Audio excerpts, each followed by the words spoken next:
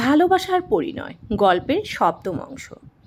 পৃথিবীতে রাত অনেক আসে, কিন্তু কিছু কিছু রাত নিগার মন খারাপ শূন্যতা নিয়ে আসে। আজ চাঁদনির রাতটাও তেমন একটা রাতের অন্তর্ভুক্ত। চোখ ভর্তি ঘুম, অথচ মন ভর্তি বিষণ্ণতার লড়াইয়ে হেরে গেল ঘুম এবং জিতে গেল বিষণ্ণতা, যার ফলস্বরূপ সে জেগে রইল। দু চোখের পাতা এক করতে পারে না, কষ্ট হয় বুকে। চোখের সামনে যখন শাহাদাত এবং তার নববধূর সংসার ভেসে ওঠে, তখন গোটা একটা পৃথিবী চাঁদনির কাছে অসহ্যকর লাগে। এই অনুভূতির বিশ্লেষণ করা যায় না, আর না কাউকে সংজ্ঞা দেওয়া যায়। কেবল বুকে বয়ে বেড়ানো স্থায়ী। চাঁদনির মাথা ব্যথাকে দ্বিগুণ বাড়িয়ে দেয় বালিশের নিচে থাকা মোবাইলটা। কেঁপে উঠলে ভারী হয়ে গেল চাঁদনির মাথা। ফোনটা তুলল, রিসিভ করে কানে লাগাতেই অপর পাশ থেকে একটা ব্যস্ত কণ্ঠ ভেসে এলো। ছাদে আসুন, আমি আপনাদের ছাদে। কথাটুকু বলেই সাথে সাথে কলটা বিচ্ছিন্ন করা হলো। চাঁদনি হতভম্ব নয়নে কতক্ষণ তাকিয়ে রইল। চর খেয়েও যে ছেলের শিক্ষা হয়নি, লাজ লজ্জার মাথা খেয়ে আবার ঘন্টা পেরোতেই তাকে ছাদে ডাকছে। আর যাই হোক, তার সাথে চাঁদনির কোনো সম্পর্ক নেই। ঘুমানোর অনেক চেষ্টা চালালো। ক্ষণে ক্ষণে আকাশে তখন বজ্রপাত হচ্ছে, বিদ্যুৎ চমকাচ্ছে, নতুন ছন্দে চারপাশে আলোকিত হয়ে যাচ্ছে। অনেকটা সময় চোখ বন্ধ করে রাখতে রাখতে চাঁদনিরও ঘুম এলো। বোধহয় 1 ঘন্টা সে ঘুমিয়েও নিল নির্দ্বিধায়। কিন্তু মনের খুঁতখুঁত সে ঘুমকে স্থায়ী হতে দিল না। আচমকায় ঘুম কেটে গেছে তার। ঘুম ভাঙতেই মাথায় এলো মিনময়ের কথা। ছেলেটা পাগল, কে জানি এখনও ছাদে আছে কি না। আনমনে চাঁদনির ভীষণ চিন্তা হলো। শরীরে ওড়না জড়িয়ে সাবধানে পায়ে বেরিয়ে গেল ঘর ছেড়ে। সিঁড়ি পেরিয়ে ছাদে উঠতে হাতে থাকা ছাতাটা মেলে ধরল মাথার উপর। বৃষ্টি হওয়ায় ছাদের বাতিও বন্ধ। অন্ধকারে চাঁদনি প্রায় কিছুক্ষণ এদিক ওদিক চাইল, বার কয়েক ডাকলো ছেলেটার নাম ধরে, অথচ কোনো সাড়া শব্দ নেই। সিঁড়ির দিকে পা বাড়াবে তখনই পুরো পৃথিবী আলোকিত করে যেন সোনার কাঠি আদুরেভাবে তার রূপ এঁকে দিল আকাশের বুকে। সেই আলোয় দেখা গেল ভিজতে থাকা সিক্ত মিনময়ের মুখ। চাঁদনি প্রথমে কিছুটা চমকে গেল, এরপর এগিয়ে গেল তার দিকে। ছাদের লাইটটাও জ্বালিয়ে দিল, কিন্তু আলো খুবই নিভু নিভু। চাঁদনি এগিয়ে গিয়ে বেশ গম্ভীর কণ্ঠে বলল, এত রাতে এখানে কি করো? বেয়াদবির সীমা ছাড়াচ্ছ। ভালোবাসা বেয়াদবি হলে আমি হাসি মুখে 1000বার বেয়াদব হতে রাজি। মিনময়ের কণ্ঠ অনেকটা বসে গেছে, কথাগুলো কেমন ভাঙা ভাঙা শোনালো। চাঁদনি ধমক দিল, এতটুকু একটা ছেলে কিনা প্রেম নিয়ে পড়েছ? যাও বাড়ি। এই নিন ওষুধ। জানি ঠান্ডা লাগবে আপনার, কিন্তু আপনি ওষুধ খাবেন না, তাই নিয়ে এলাম। এক্ষুনি খাবেন এটা, তারপর আমি যাব। মিনময়ের কথায় তাজ্জব চাঁদনি। ছেলেটা তাকে ওষুধ খাওয়ানোর জন্য এখানে এসেছে? এতটা পাগল? চাঁদনির চোখে জল ভরে এলো। বৃষ্টির জল থেকে সে জল আলাদা করার উপায় নেই, তার উপর আধার। কিন্তু ছেলেটা কেমন যেন বুঝে গেল। অসহায় কণ্ঠে বলল, আমি আরও চর খেতে রাজি, তবুও কাঁদবেন না। দ্বিতীয়বারের মতো অবাক হলো চাঁদনি। ছেলেটা এমন কেন? এই ছেলেটার জন্য আজ তার নিজেকে ভাগ্যবতী লাগছে। কত ভাগ্য করেই না এসেছে। না হয় এমন একটা পাগল ছেলের সাথে পরিচয় হয়। বড় বড় চুলগুলো এলোমেলো করে দিল। সে দৃশ্যের রাত ভীষণ অন্যরকম। সেই রাত যাওয়ার পরেই আজ সওদাগর বাড়ির উলটপালট করা একটা দিন এলো। বাড়ির বড় মেয়ের নামে রটল ভীষণ বাজে কথা। তাদের সোসাইটির ফেসবুক গ্রুপে ভাইরাল হলো একটি ছবি, যে ছবিতে সওদাগর বাড়ির বড় মেয়ের মুখ স্পষ্ট, অথচ ছেলেটার কেবল পিঠ দেখা যাচ্ছে। সওদাগর পরিবার সকলে ছুটে আসে শহরে, অথচ চাঁদ নেই। তখনও কিছু জানে না, দৈনন্দিন কাজের স্রোতে ছুটে গিয়েছে অফিসে। গোছানো একটা জীবনের যখন ছন্দপতন শুরু হয়, তখন সে জীবনটা বয়ে বেড়ানো কষ্টসাধ্য হয়ে যায়। চাঁদনির বেলায়ও ব্যতিক্রম হলো না। তার সুন্দর স্বচ্ছ জীবনটাকে হুট করে এতটা ঘোলা হয়ে যেতে দেখে সে বিভ্রান্ত হয়ে গেল। কান্নার সাহসও হলো না তার। চোখ দুটোর আর কত কাঁদবে? ক্লান্তি বলেও তো একটা জিনিস আছে। চোখগুলো আজ চিরনিদ্রা চাচ্ছে। যে চোখে কাজলের আস্তরণ মায়া সৃষ্টি করে, আজ সে চোখে মরুভূমি। জীবনের সবচেয়ে প্রিয় পুরুষকে হারিয়েছে সকল রং। চরিত্রটার উপরেও এত গাঢ় কলঙ্ক পড়তে হলো। অভিযোগে ভারী হয় মন। ফোনের স্ক্রিন অন করতে তার আর মিনময়ের আলোচিত সেই ছবিটি দেখে। আপাতত দৃষ্টিতে ছবিটিতে অশ্লীলতার ছিটাফোঁটাও নেই, কিন্তু এই একটা ছবি চাঁদনির জীবনটা নরক করতে যথেষ্ট। ছবিটি তাদের সোসাইটির গ্রুপে থাকলেও তা আপাতত ফেসবুকে তোলপাড় করছে বিভিন্ন ক্যাপশন সমেত। সেগুলো খারাপ না, ভীষণ রোমান্টিক ক্যাপশনে তা শেয়ার করছে মানুষ। অথচ সকলের যা ভাবছে তার এক ফোঁটা যদি সত্যি হতো তবুও চাঁদের আফসোস থাকতো না। কিন্তু এটা আগাগোড়ায় পুরোটাই তো মিথ্যা। কিন্তু তার গালে জ্বরের ছাপ মিথ্যা নয়, তার পরিবারের চোখে কি তাকে নিয়ে বিষয়টা মিথ্যা নয়, সারাদিন পর অফিস থেকে ফিরে নিজের নামে এমন ভয়ঙ্কর কথাটাও তো মিথ্যা নয়। চাঁদনি ফোনের স্ক্রিনের ছবিটায় কতক্ষণ তাকিয়ে রইল। এখানে মিন্ময় দাঁড়িয়ে আছে, কেউ বিশ্বাসই করবে না। ছেলেটাকে দেখা যাচ্ছে না, যে ছেলেটাকে সব কিছু জানার সত্ত্বেও তবুও কে এমনটা করলো ঠিক বুঝতে উঠতে পারছে না সে। বিনা কারণে কেউ এমনটা কেন করবে? চাঁদনির মাথায় হুট করে একটা কথা এলো, সবাই যেহেতু ছবিটা দেখেছে তার মানে সবার মাঝে মিন্ময়ও আছে। কিন্তু এমন একটা ছবি দেখার পরও ছেলেটা তার সাথে একটুও যোগাযোগ কেন করলো না? মিন্ময় যা পাগল ছেলে, এতক্ষণ তো তার তাণ্ডব চালানোর কথা, কিন্তু সে এতটা নিশ্চুপ কেন? চাঁদনি নিজের মনেই প্রশ্নটা করে উত্তরহীন দিশেহারা হলো। ততক্ষণাৎ কল লাগালো মিন্ময়ের ফোনে। রিং হয়ে ফোনটা কেটে গেল। চাঁদনি তখন নিজেকে নির্দোষ প্রমাণ করার জন্য উতলা। সে আবার কল দিল। প্রায় কিছুক্ষণ রিং হতে অপর পাশ থেকে মিন্ময়ের ঘুম ঘুম কণ্ঠ ভেসে এলো। হ্যালো ইন্দোবালা। মিন্ময়, কোথায় তুমি? তোমার সঙ্গে জরুরি কথা আছে। কি কথা বলুন? তুমি কোথায়? এখন আমার সাথে দ্রুত দেখা করো, তোমার সাথে কথা আছে। তুমি কি কিছুই জানো না? কি জানার কথা বলছেন? হয়েছে কি? আমি তো মিন্ময় বাকি কথা বলার আগেই কলটা বিচ্ছিন্ন হলো। চাঁদনি তখনও অতিমাত্রায় আবার ব্যস্ত গতিতে কল দিতে অপর পাশ থেকে একটি নারী কণ্ঠ বলে উঠল, আপনার কলটি এই মুহূর্তে সংযোগ দেওয়া সম্ভব হচ্ছে না, কিছুক্ষণ পর আবার ডায়াল করুন। আর সহ্য হলো না এত লুকোচুরি, এত যন্ত্রণা। সে উঠে দাঁড়ালো, দ্রুত গিয়ে নিজের ফর্মাল পোশাকটা বদলে এলো। সাদা রঙের একটা জামা পরে বেরিয়ে গেল ঘর থেকে। সওদাগর বাড়ি তখন নিশ্চুপ। কিছুক্ষণ আগে সে বাড়ির উপর দিয়ে একটা ঝড় বয়ে গেছে, ঠান্ডা করে দিয়েছে বাড়িটাকে। চাঁদনির বাবা আফজাল সওদাগর প্রায় অসুস্থ হয়ে গেছেন। চাঁদনির মা রোজা সওদাগর নিজের এত বড় মেয়ের গায়ে হাত তুলতেও ভোলেননি। চাঁদনির দাদি অবশ্য চিত্রাকেও কথা শুনিয়েছেন, কি বিচ্ছিরিভাবে দোষারোপ করেছেন। তার ভাষ্যমতে না চিত্রা গ্রাম থেকে শহরে আসার ইচ্ছা পোষণ করত, আর না এত কিছু হতো। ড্রয়িং রুমে কাউকে না পেয়ে সেই সুযোগে বেরিয়ে গেল চাঁদনি। রাত তখন 8টা বাজছে। পথে ঘাটে পথচারীদের দেখা যাচ্ছে বেশ। চাঁদনি ওড়না দিয়ে মুখ ঢেকে ফেলল, যদি কেউ তাকে আবার কথা শোনায় সেই ভয়ে। চাঁদনি অনেকটা লুকিয়ে মিন্ময়দের বাড়িতে উপস্থিত হলো। সংশয়ে তার বুক কাঁপছে, কলিং বেলটা বাজাবে কিনা ভেবে সে ক্লান্ত। তবুও মনে সাহস সঞ্চয় করলো। দাঁত মুখ খিচে বাজিয়ে ফেলল কলিং বেল। কলিং বেল বাজানোর সেকেন্ড পেরোতেই দরজা খুলে দিল বাড়ির নতুন বউ। মেয়েটা চাঁদনিকে চিনতে সময় ব্যয় করল না। চাঁদনিকে দেখে আহ্লাদে আটখানা হয়ে বলল, আরে আপু, আসুন না, ভেতরে আসুন। আপনাকে দেখাই যায় না, আজ কি মনে করে এলেন? আল্লাহ, ভেতরে আসুন না। চাঁদনি চোরা চোখে এদিক সেদিক তাকিয়ে ফিসফিস করে বলল, আঙ্কেল আন্টি কেউ বাসায় নেই? না, ওরা তো একটু গ্রামের বাড়িতে গিয়েছে। মিন্ময় আর শাহাদত কোথায়? ভাইয়া তো বন্ধুদের সাথে ট্যুরে গেছেন, আর উনি অফিস থেকে এখনও আসেননি। চাঁদনির মাথায় যেন বজ্রপাত হলো। মিন্ময় শহরে নেই মানে চাঁদনির এই সময়টা আরও ভয়াবহ হয়ে যাবে। এটা ভাবতেই চাঁদনির মাথা ঘুরে উঠল। তার উপর সারাদিন না খাওয়া। নীলা হয়তো বুঝলো চাঁদনির অবস্থা। চিন্তিত কণ্ঠে বলল, আপু, আপনি কি অসুস্থ? না না নীলা, তেমন কিছুই না। ভেতরে আসুন না আপু, এসে বসুন। মেয়েটা এত স্বাভাবিক ব্যবহার কিভাবে করছে তার সাথে? মেয়েটা কি চাঁদনির ভাইরাল হওয়া ছবিটা দেখেনি? হয়তো দেখেনি, দেখলে নিশ্চয়ই এত ভালো আচরণ করতো না, নিশ্চয়ই ঠেস দিয়ে কিছু বলতো। নীলা আবার বলল, আসুন না আপু, এসে একটু বসুন, আপনাকে ক্লান্ত দেখাচ্ছে অনেক। না নীলা, দরজাটা আটকে দাও, আমার একটু কাজ আছে, পরে আসবো।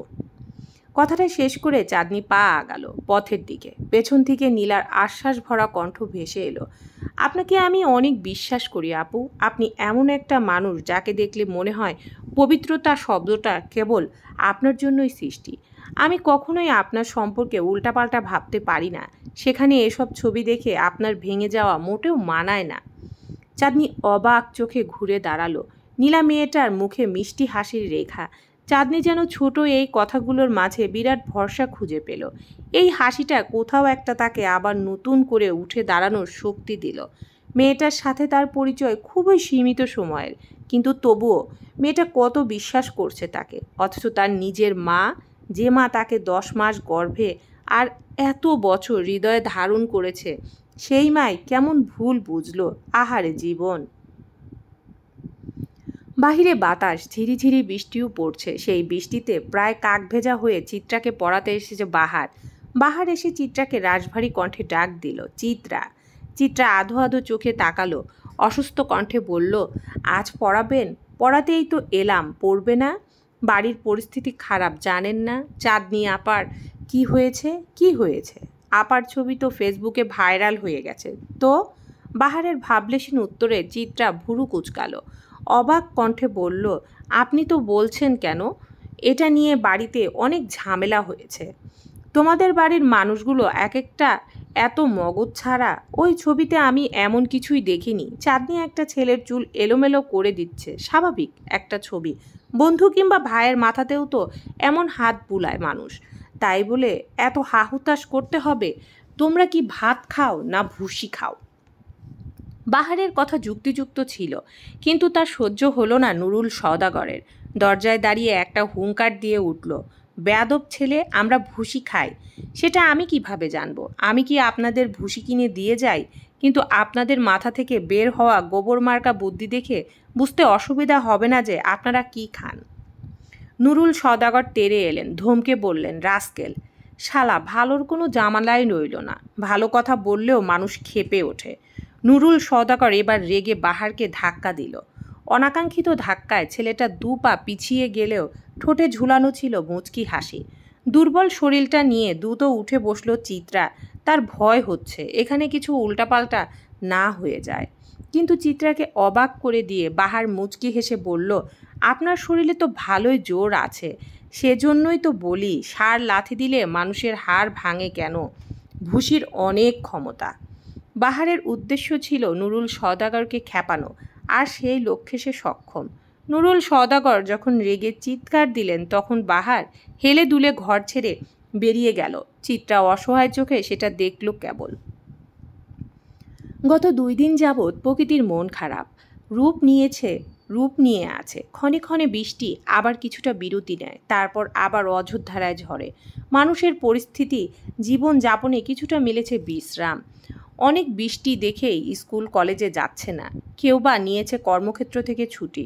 আবার যাদের পেট চালানোর জন্য সবসময় পরিশ্রম করতে হয়, তাদের এখন রিক্সা নিয়ে রাস্তার কোণে ভিজতে থাকা ছাড়া উপায় নেই।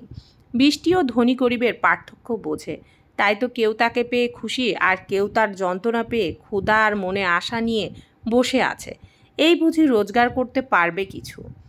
সেই বৃষ্টি ভেজা এক অবসাদগ্রস্ত দিনে ওহি ঘর ছেড়ে বেরিয়েছে।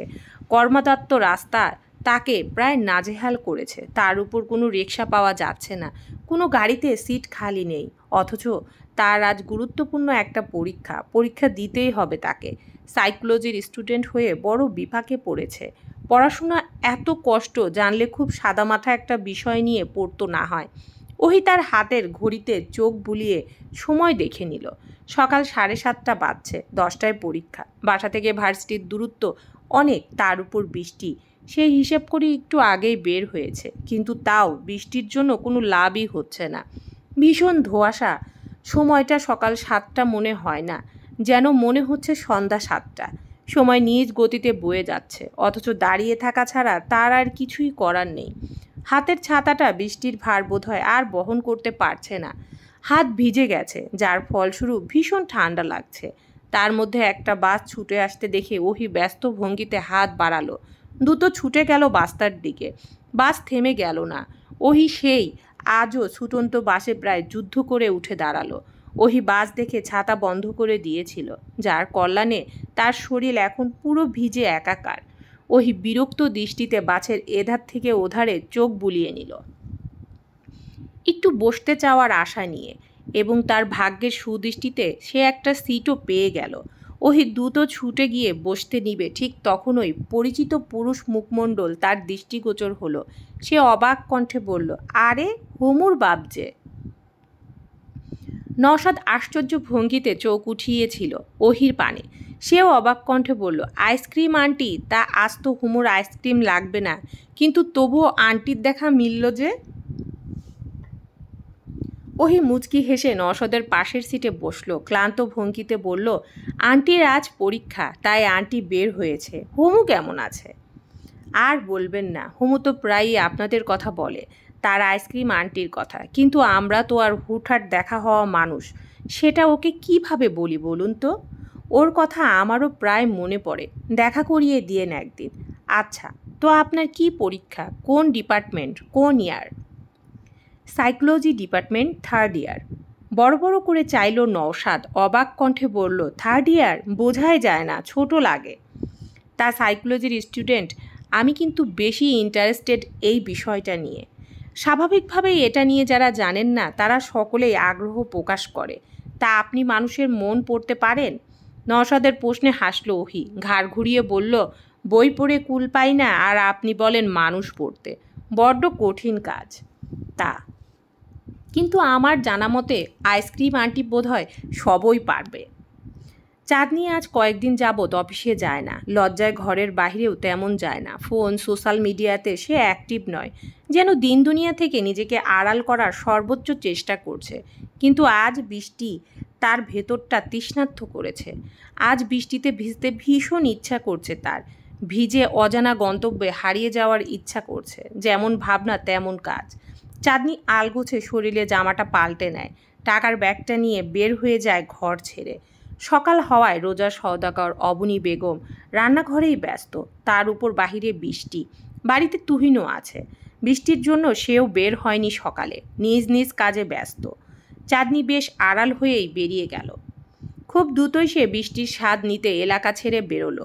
এতক্ষণ মুখে ওড়না দিয়ে ঘোমটা জড়ানো থাকলেও এলাকা ছেড়ে বের হতে ঘোমটাখানা ছড়িয়ে দিল। খোলা রাস্তায় প্রাণ ভরে নিঃশ্বাস নেয়, বুক ভরে যায় তৃপ্তিতে। আহা গন্ধ! তার শরীর তাজা হয়ে ওঠে, মন খারাপ যেন নিমিষে হারিয়ে যায়। তন্মধ্যেই পিছন থেকে তার এককালীন প্রিয় পুরুষের কণ্ঠ ভেসে ওঠে, চাঁদ।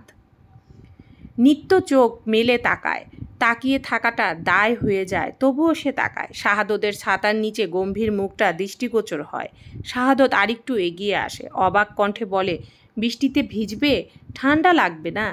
চাঁদনির কণ্ঠ কঠিন, তবে চোখে তাকানোর কথা থাকলেও সে তাকায় কোমলভাবে, ধীরে উত্তর দেয়, ঠান্ডা লাগবে কিনা জানি না, তবে শান্তি লাগছে। তোমার সাথে যে ছেলেটার ছবি ভাইরাল হয়েছে সেটা কে ছিল? শাহাদাতের প্রশ্নে চাঁদনি কিছুটা অস্বস্তি বোধ করল। চিকন স্বরে বলল, ছিল আমার কোনো শোভাকাঙ্ক্ষী। শোভাকাঙ্ক্ষী যে দুঃখ ডেকে আনলো? অভাগা যেখানে যায় সমুদ্র শুকিয়ে যায়, প্রবাদ বাক্যটা শুনেছিলে? আমি সেই অভাগা। দোষ শোভাকাঙ্ক্ষীর না, দোষ আমার, ওই কপালের। তুমি তো আর তোমার প্রিয়, আমার প্রিয় ছিলে। ভাগ্যের জোরে আজ প্রাক্তন। ভাগ্যেরই তো সব খেলা, তাই না বলো? কিছুটা মাথা নত করল, লজ্জিত কণ্ঠে বলল, আমি তোমায় বিশ্বাস করি। তা আমাকে ক্ষমা করবে না কখনো? করে দিয়েছি অনেক আগে। আমি সব সময় চাই তুমি সুখী হও। সুখী হওয়ার জন্য যদি তোমার আমাকে ছাড়তে হয় তাতেও আমার আপত্তি ছিল না। আর আজ যখন দেখলাম তুমি আমাকে ছাড়া সত্যিই সুখী, তখন আমার শান্তি লাগছে। বরং তুমি আমার সাথে থাকলে কিন্তু সুখী হলে না, সেটা আমাকে কষ্ট দিত। অথচ আজ শান্তি পাচ্ছি। আর আমাকে চাও না? শাহাদতের অদ্ভুত প্রশ্ন শুনে পান খুলে হাসল চাঁদনি। হাসতে হাসতে বলল, তোমাকে চাওয়া সেদিনই ছেড়ে দিয়েছি, যেদিন শুনেছি তুমি অন্যকে চাও। সে আমার, যা তার এক অংশ যদি অন্য কারোর হয় তবে তা আমার চাই না। অথচ তুমি আগাগোড়া পুরোটাই অন্য কারো। কিভাবে চাই তোমাকে বলো? পৃথিবী বড্ড নিষ্ঠুর, যে যাকে ভালোবাসে সে তাকে পায় না।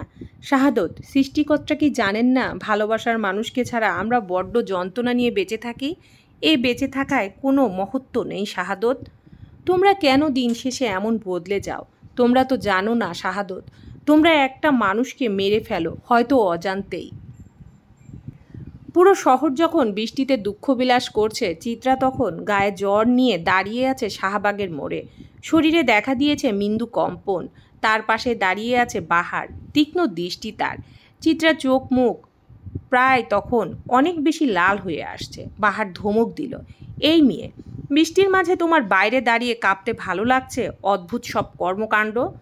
ভালো লাগছে, আপনি পাশে থাকলে আমার সবই ভালো লাগে। বাহার আর চোখে চাইল মেয়েটির পানে, কিছুটা গম্ভীর কণ্ঠে বলল, আমি তোমার টিচার হই, মনে রেখো।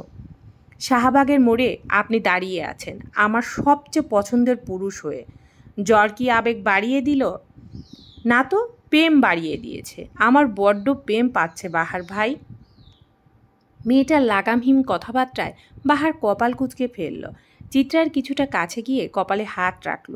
না, জ্বর নেই, তবে শরীর মোটামুটি ভালোই গরম, কিন্তু উল্টাপাল্টা বকার মতন অবস্থা হয়নি। তবে মেয়েটা ইচ্ছাকৃত এসব বলছে, বাহারকে লজ্জা দেওয়ার উদ্দেশ্যে। চিত্রা ততক্ষণে বাহারের হাতটা চেপে ধরল, ফিসফিস করে বলল, জ্বরটা শরীরে না, মনে, একটু উষ্ণতা চাচ্ছে মন। বাহার হাতটা ছাড়িয়ে নিল, পকেট থেকে সিগারেটটা বের করলো, সিগারেটে ফুঁক দিয়ে বলল, পৃথিবীতে সবচেয়ে মিষ্টি অনুভূতি কি জানো রঙ্গনা? চিত্রা চোখ উল্টে তাকালো, মন খারাপ নিয়ে বলল, কি বাহার ভাই? প্রেমিকার ঠোঁটের চুমু। বাহারের লাগামহীন কথায় চিত্রা হতভম্ব। সে বাহারকে অবাক করতে চেয়েছিল, কিন্তু বাহার নিজেই এমন কথা বলবে তা যেন সে ভাবতেও পারেনি। চিত্রা বিস্মিত কণ্ঠে বলল, বাহার ভাই। বাহার উচ্চস্বরে হেসে দিল। চিত্রার বেশ খানিকটা কাছে এসে জড়িয়ে ধরল মেয়েটার কোমল কোমরটা। ঘোরগোস্তের মতো বলল, আগুনের সংস্পর্শে এলে মোম গলে, আর প্রেমিকার সংস্পর্শে এলে প্রেমিক গলবে না তা কী করে হয় রঙ্গনা? আমিও তো প্রেমিক হতে চাই। পৃথিবীর সবচেয়ে মিষ্টি অনুভূতি আমারও পেতে ইচ্ছে করে। চলবে ইনশাআল্লাহ।